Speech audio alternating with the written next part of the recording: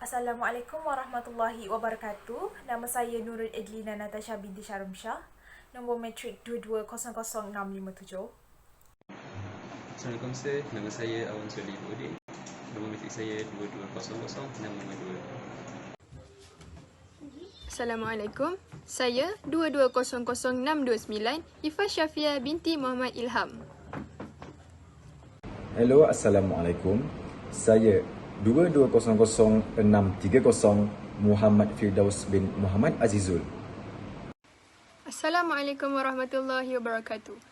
Bismillahirrahmanirrahim. Terlebih dahulu, penugasan dan kawalan ke atas sesuatu kawasan tanggungjawab di dalam aspek-aspek keselamatan fizikal mempunyai dimensi yang luas dalam erti kata sebenarnya adalah menjadi tugas dan tanggungjawab anggota keselamatan fizikal untuk mengendali dan menentukan keselamatan terkawal pada peringkat yang maksimal secara sistematik dan efisien.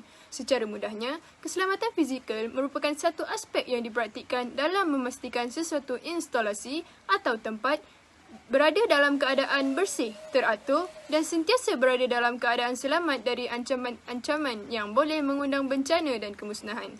Sistem keselamatan fizikal yang berkesan mampu untuk mengawal akses supaya terhad kepada yang mempunyai kebenaran selain ia dapat menghalang kegiatan sabotaj ke atas tempat tersebut. Maka dengan itu, sebuah kajian mengenai keselamatan fizikal di sekitar kawasan Universiti Pertahanan Nasional Malaysia dilakukan. Memandangkan isu COVID-19 masih lagi belum dapat ditangani sepenuhnya, kajian ini juga merangkumi aspek keselamatan yang dipraktikkan oleh pihak UPNM di mana semua pihak mengutamakan aspek keselamatan dan penjagaan diri bukan sahaja dari ancaman penyakit COVID-19 tetapi juga dari aspek keselamatan fizikal. Baiklah, di sini saya akan menceritakan sedikit sebanyak tentang latar belakang kajian. Universiti Pertahanan Nasional Malaysia merupakan salah satu universiti awam yang terdapat di negara kita. Program akademik yang ditawarkan di fakulti di universiti ini adalah setanding dengan IPT luar dan dalam negara. Lokasi universiti ini terletak di dalam kawasan kem perdana Sungai Besi, Kuala Lumpur yang agak sukar untuk dimasuki oleh orang awam tanpa sebarang urusan penting. Untuk memasuki kawasan universiti, pihak yang berkenaan perlu melalui pintu pengawal kem itu sendiri. Pos kawalan kem Sungai Besi dikawal oleh polis tentera atau lebih dikenali sebagai MP, Military Police. Orang awam yang ingin memasuki kem tersebut perlu meninggalkan kad pengenalan diri untuk mendapatkan pas pelawat. Tanpa pas pelawat, mereka sesekali tidak akan dibenarkan untuk memasuki kawasan kem.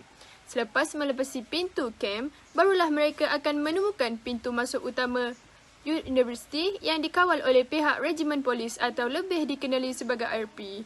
Keluasan balai polis adalah 5 meter x 7 meter persegi dan mempunyai tapak yang luas bagi memastikan balai itu kukuh dan stabil. Setiap sudut balai pengawal mempunyai kawalan ketat seperti barrier gate. Ketinggian bangunan balai pengawal pula adalah 8 meter. Bangunan pengawal keselamatan mempunyai satu tingkat pada bahagian bawah yang berfungsi untuk merekod aktiviti keluar masuk pelajar dan pegawai kadet, pertukaran pengawal keselamatan dan rekod-rekod lain. Terdapat beberapa buah bangunan lain yang terdapat di dalam kampus UPNM. Antara bangunan yang terdapat ialah bangunan Bestari, Masjid Al-Fatih, Pusat Teknologi Maklumat dan Komunikasi, Perpustakaan Jeneral Tun Ibrahim, bangunan Chancellery, bengkel-bengkel kejuruteraan, Dewan Pendekar, bangunan Fakulti Perubatan, Kompleks Kolam Renang, Kompleks Sukan, Pusat Marine, Pusat Kesihatan UPNM, Wisma Pegawai Kadet, Asrama Perempuan, Sri Kandi dan Jebat, Asrama Lelaki, Tuah Lembah dan Kasturi, Dewan Tun Templar, Pusat Maritim dan beberapa buah bangunan yang lain. Baiklah, di sini saya akan menceritakan tentang keselamatan pergerakan keluar masuk kenderaan, keselamatan pelawat, pekerja kaki tangan atau penduduk. Pihak keselamatan UPNM amat menitik beratkan soal keselamatan pergerakan keluar masuk kenderaan, keselamatan pelawat, pekerja kaki tangan atau penduduk. Hal ini demikian kerana tahap kawalan keselamatan yang tinggi dipraktikkan di tempat ini. Tambahan pula, dengan penularan wabak COVID-19 yang kian merunsing ini, pergerakan keluar masuk penduduk di UPNM perlulah diperhalusi agar wabak tersebut tidak merebak di dalam kampus kerana perkara itu akan menjejaskan keselamatan dan kesihatan mereka di sana. Terdapat beberapa protokol tapisan keselamatan yang perlu dipatuhi sebelum memasuki kawasan kampus ini. Baiklah, yang pertama, saya akan menceritakan tentang pelawat dibahagikan kepada beberapa kategori iaitu poin yang pertama, orang yang mempunyai urusan berkaitan dengan instalasi seperti kontraktor, pekerja awam dan sebagainya. Poin yang kedua, kumpulan atau individu yang membuat lawatan ke instalasi untuk menambah pengetahuan bidang mereka. Poin yang ketiga, kumpulan atau individu yang diterja oleh kerajaan seperti orang asing yang melawat negara kita di bawah program kerjasama atau rakyat Malaysia sendiri yang ingin melawat instalasi. Bagi permohonan pelawat asing mesti melalui JDI iaitu Joint Declaration of Intent. Poin yang keempat, lawatan yang diiringi ke tempat-tempat di dalam kawasan instalasi untuk perhubungan awam. Baiklah yang kedua, proses yang perlu dilalui sebelum memasuki kawasan Universiti Pertahanan Nasional Malaysia. Baiklah, poin yang pertama, pengawal di pos pengawal perlu mengenal pasti kebenaran atau tujuan lawatan mereka yang ingin melawati UPNM. Poin yang kedua, pelawat mestilah telah diberikan kebenaran oleh pegawai untuk melawat kawasan. Mereka juga perlu mempunyai pas lawatan untuk memasuki kamp. Poin yang ketiga, pengawal akan merekodkan maklumat pelawat dan kawasan yang dilawati. Poin yang keempat, bagi mereka yang lazim memasuki kampus seperti pensyarah, kaki tangan universiti, para jurulatih dan para pekerja, mereka diarahkan untuk membeli pelekat kenderaan dan ditampal pada kenderaan yang digunakan untuk memasuki kampus untuk memudahkan pengecaman kenderaan penduduk universiti. Bagi pelajar pula, mereka hendaklah melapor di pos pengawal terlebih dahulu sebelum keluar atau masuk kampus dengan menunjukkan kad matriks dan kad pengenalan bagi pelajar awam, manakala membawa pas cuti dan melapor di pos pengawal untuk pelajar berstatus kadet. Bagi ibu bapa pelajar pula yang hadir untuk melawat anak-anak di dalam kampus, mereka hanya dibenarkan untuk memarkirkan kenderaan di hadapan pusat marin dan di tepi padang. Mereka juga dilarang sama sekali untuk memasuki kawasan kediaman pelajar. Ibu bapa juga diberikan had masa yang tertentu untuk melawat. Baiklah, seterusnya saya akan menceritakan tentang proses keluar masuk kampus sepanjang pandemik COVID-19. Poin yang pertama. Sebelum memasuki kawasan kampus, setiap individu hendaklah mengimbas kod MySejahtera terlebih dahulu di pos pengawal. Poin yang kedua, suhu badan individu juga diukur bagi memastikan mereka yang memasuki kawasan kampus tidak bergejala dan tidak berisiko membawa penyakit COVID-19 tersebut. Poin yang ketiga, sekiranya individu tersebut bergejala dan berkemungkinan mempunyai risiko tinggi membawa wabak tersebut, pihak keselamatan dengan tegasnya akan melarang kemasukan individu terbabit ke dalam kawasan universiti. Semua yang memasuki kampus diwajibkan untuk memakai pelitup muka dan pemakaian pelitup muka secara 2 lapis adalah amat digalakkan. Bagi pelawat-pelawat seperti ibu bapa, mereka tidak digalakkan untuk melawat anak-anak mereka sepanjang tempoh pandemik ini. Hal ini kerana perkara ini dapat menghalang atau mengurangkan risiko jangkitan itu berlaku kerana kami ingin mengurangkan perhubungan antara orang luar dan juga orang di dalam kampus. Baiklah, sekarang kita balik pada lampu keselamatan. Lampu keselamatan sangat penting di setiap kawasan UPNM untuk memudahkan para pelajar, kakitangan fakulti dan anggota keselamatan untuk bergerak pada waktu malam. Lampu keselamatan ini juga dapat mengelakkan daripada berlakunya pencerobohan serta aktiviti kecurian dan perkara yang tidak bermula. Selain daripada lampu keselamatan, lampu pendaftar juga digunakan di sekitar UPNM bagi tujuan yang sama. Baiklah, sekarang kita balik kepada jenis-jenis lampu yang berada di UPNM. kaki yang pertama adalah lampu keselamatan. Lampu keselamatan dipasang di sepanjang jalan di dalam kawasan UPNM. Lampu jalan ini dipasang bagi memudahkan pergerakan kenderaan serta kepada para pelajar untuk melihat kenderaan yang berada di jalan tersebut jika waktu malam. Ini merupakan satu langkah untuk mengelakkan kemalangan yang boleh berlaku pada waktu malam. Okey, yang seterusnya adalah lampu pendaftar. Lampu pendaftar dipasang di setiap kaki lima dan kawasan pejalan kaki yang berbumbung. Lampu-lampu ini dipasang bukan sahaja sebagai langkah keselamatan, malahan merupakan kemudahan bagi setiap warga UPNM. Baiklah, dan yang terakhir adalah lampu spotlight, iaitu dipasang yang bertujuan untuk menerangi satu kawasan yang lapang. Lokasi terletaknya lampu spotlight ini tumpu pada tempat yang selalu menjadi tempat pengumpulan dan seperti tempat berbaris bagi bawa kadet dan juga kawasan kolam renang dan juga kawasan perangkauan. Keselamatan dokumen dan komputer. Dokumen adalah akses yang tidak asing digunakan dalam sebarang urusan penyimpanan rekod dan data, tidak kira sama ada yang terbuka maupun sulit. Penggunaannya memudahkan proses penyimpanan data dan rekod secara sistematik dan selamat. Di UPNM, penggunaannya membantu kaki tangan dalam menyimpan rekod atau data warga UPNM dengan baik selain memudahkan urusan mengemas kini data dan rekod yang baru dengan teratur. Namun, terdapat risiko yang boleh menyebabkan berlakunya pencerobohan maklumat sulit seandainya tidak dilindungi oleh sebarang sistem keselamatan. Oleh itu, sebarang dokumen dan data maklumat berkenaan akan disimpan di tempat yang selamat dan tertutup.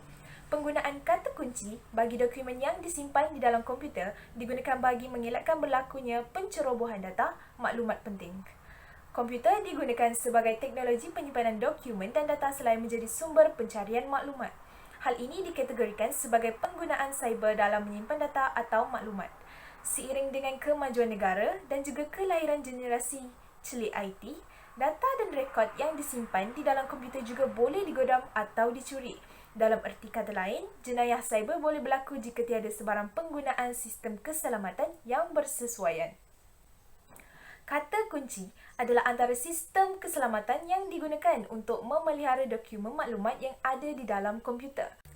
Setiap pekerja yang bertugas sahaja harus membuka kata kunci dahulu sebelum mengakses maklumat.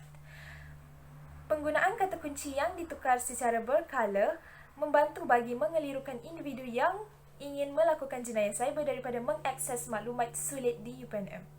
Bukan sahaja itu, penggunaan komputer sebagai alat pengawasan perkeliling juga adalah satu sistem keselamatan yang baik.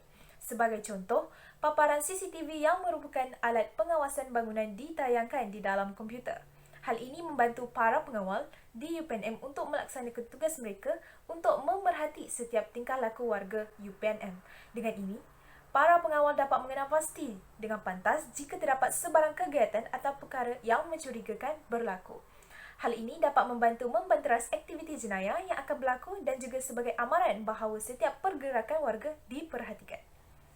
Untuk menjaga keselamatan komputer tersebut, pemasangan kata kunci sahaja tidak cukup, justeru penambahan CCTV di kawasan berhampiran pejabat atau premis yang mempunyai komputer dilaksanakan. Hal ini bagi mengelakkan berlakunya tindakan mencuri komputer atau data yang ada di dalamnya. Komputer haruslah diletakkan di tempat yang sepatutnya. Bagi menjaga jangka hayat penggunaannya, komputer perlulah disimpan atau diletakkan di premis yang bersesuaian. Komputer tidak sesuai berada di makmal uji kaji maupun bengkel kegiatan bekerja. Hal ini akan merosakkan bahan elektronik tersebut sekiranya berlaku pertumpahan bahan cecair di makmal perubatan atau kemalangan di makmal jurutera. Peralatan elektronik tidak boleh diletakkan di kawasan yang bersuhu panas tetapi di tempat yang dingin. Hal ini tidak akan merosakkan komputer dan komputer boleh digunakan dalam tempoh masa yang lama. Pengaktifan sistem imbas kad digunakan bagi kaki tangan pejabat untuk memasuki pejabat juga merupakan sistem keselamatan yang baik. Pengenalan identiti setiap pengawal keselamatan atau kaki tangan pejabat diambil bagi memudahkan urusan pengecaman jika berlaku sebarang masalah. Pergerakan keluar masuk pejabat dapat direkodkan dalam sistem yang bertujuan sebagai sistem keselamatan sekiranya berlaku kegiatan yang mencurigakan. Dengan adanya sistem ini, keselamatan dapat terjamin dan kerisauan atau risiko yang bakal dihadapi akan berkurang dengan banyak. Baiklah, sekarang kita beralih kepada sistem CCTV. CCTV ataupun juga sebagai kamera lintas tertutup banyak digunakan di sekitar kawasan UPNM. Tujuannya digunakan adalah untuk mematikan dan menangkap tingkah laku atau tindakan semua orang di kawasan tertentu. Jika terdapat sebarang pergerakan dan tingkah laku individu yang mencurigakan di satu tempat, penggunaan kamera tertutup dapat memudahkan setiap pengawal keselamatan untuk memantau serta merekod apa yang berlaku. Dengan adanya kemudahan kamera lintas tertutup, pengawal keselamatan hanya perlu melihat paparan skrin komputer untuk mengawasi lokasi tersebut di sekitar UPNM. Lokasi-lokasi yang diletakkan CCTV ini merupakan kawasan yang terpilih dan merupakan kawasan yang perlu diberi tumpuan lebih. Contohnya seperti di balai pengawal, tempat pengeluaran duit iaitu di kawasan Malaysia ATM, bangunan akademik dan sebagainya. Terdapat juga CCTV yang dipasang secara rahsia untuk mengelakkan daripada diketahui oleh orang awam, penceroboh atau musuh sebagai salah satu langkah keselamatan. Jumlah bilangan CCTV juga dirahsiakan agar tidak diketahui oleh pihak-pihak yang tidak sepatutnya. Baiklah, sekarang kita beralih kepada jenis-jenis CCTV yang digunakan. CCTV yang digunakan di dalam film ini adalah, pertama sekali adalah bullet CCTV. Ia berbentuk silinder dan mampu mematikan jarak jauh. CCTV ini biasanya diletakkan di kawasan luar kerana ia mempunyai selongsong yang tahan terhadap air, debu dan kotoran. Dengan ini CCTV yang digunakan ini dapat digunakan dalam tempoh masa yang lama. CCTV ini jenis ini kebanyakannya diletakkan di kawasan-kawasan yang terbuka seperti di balai pengawal, pintu masuk bangunan dan banyak-banyak lagi. Disebabkan ciri-cirinya yang tahan kepada cuaca yang tidak menentu seperti panas dan hujan, ia amat sesuai diletakkan di luar bangunan. Antara tempat yang diletakkan CCTV ini adalah di balai pengawal yang bertujuan untuk memerhatikan setiap pergerakan keluar dan masuk pelawat serta warga UPNM. Ciri-ciri bullet CCTV ini juga adalah dia dapat memfokus dan mendapat gambaran yang jelas pada jarak yang jauh. Jadi ia senang untuk berhati dan merekod wajah kenderaan, warna kenderaan, jenis kenderaan dan nombor plate kenderaan.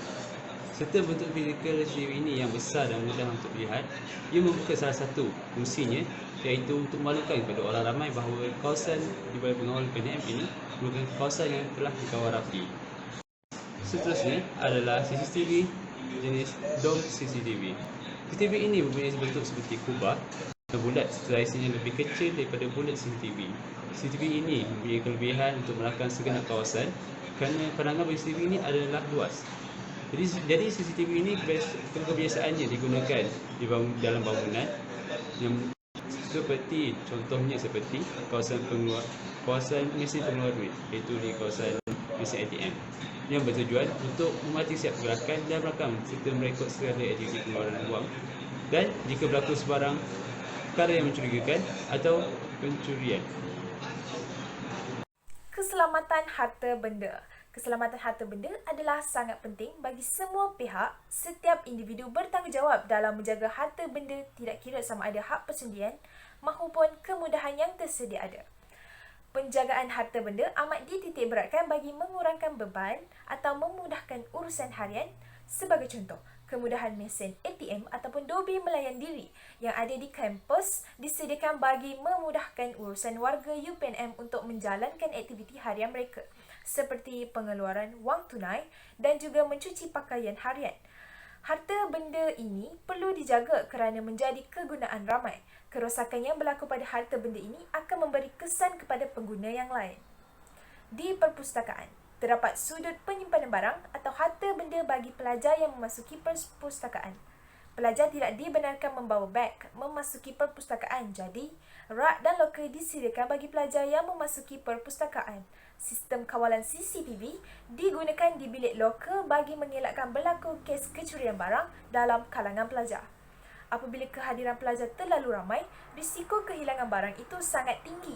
Dengan adanya rak dan loker berserta pemantauan kamera CCTV, pelajar tidak perlu risau untuk meninggalkan harta benda mereka seperti buku, beg dan sebagainya.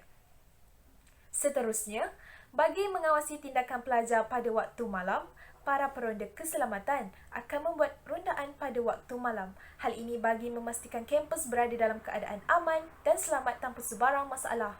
Rondaan yang dilakukan ini sangat membantu jika terdapat pelajar yang masih berjaga pada waktu malam melakukan kerosakan harta benda ketika pelajar lain sedang tidur. Hal ini dikatakan kerana masih terdapat segelintir pelajar yang tidak mempunyai kesedaran mengenai penjagaan harta benda. Tindakan atas perbuatan kerosakan harta benda akan diambil jika tertangkap. Mereka yang melakukan kesalahan tersebut akan dikenakan saman dari pihak pengawal yang bertugas dan mereka harus membayarnya sekiranya tidak mahu tindakan selanjutnya dikenakan. Dengan ini, pelajar dan warga lebih menghargai setiap harta benda yang tersedia ada. Mereka tidak akan mudah merosakkan harta benda, malah akan lebih berhemah serta berhati-hati ketika menggunakan kemudahan yang ada disebabkan oleh peraturan yang diperketatkan oleh pihak UPNM. Pagar adalah satu struktur yang menghadang suatu kawasan. Kebiasaannya, pagar ini kita dapat lihat di luar rumah, di luar sesuatu kawasan dan bangunan. Ia mempunyai pelbagai jenis iaitu papan, dawai, rel dan jaring. Ketahanan pagar berbeza mengikut jenis bahan dibina. Tiap satunya mempunyai kelebihan dan kekurangan masing-masing, sama ada dari segi kemudahan pemasangan, kos bahan, kos pemasangan, ketahanan dan kos penyelenggaraan. Saya ingatkan sekali lagi, tujuan utama pagar keselamatan ini dibina adalah untuk menjadi satu halangan atau sekatan menghadkan suatu kawasan. Okey, terdapat banyak jenis pagar yang boleh kita dapati. Tapi saya ingin menyatakan hanya 4 pagar sahaja, iaitu pagar besi, dibina daripada besi, pagar batu, dibina daripada batu bata, pagar kayu dibuat daripada kayu dan akhir sekali pagar automatik, pagar yang dibuka dan ditutup secara automatik.